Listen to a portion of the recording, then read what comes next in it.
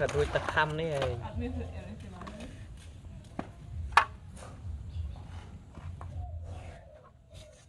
มาพี่ดูไงก็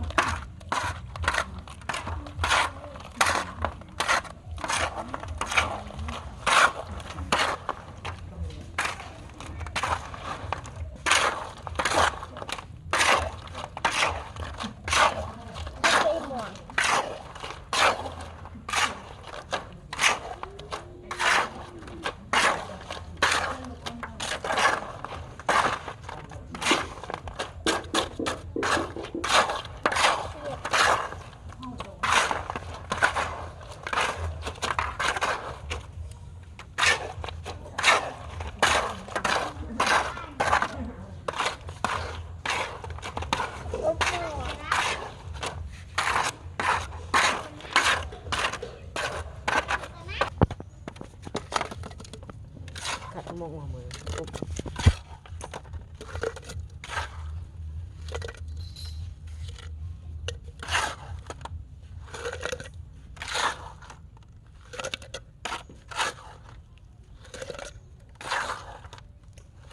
โอ้ย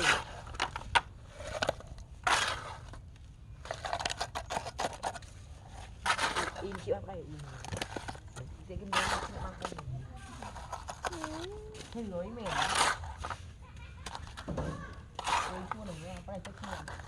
ขึ้นได้เดียวสนับไปสนับไป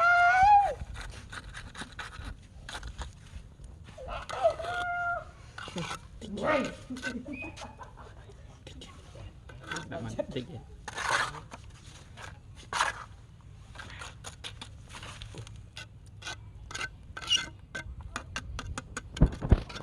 กดติดเย้เย้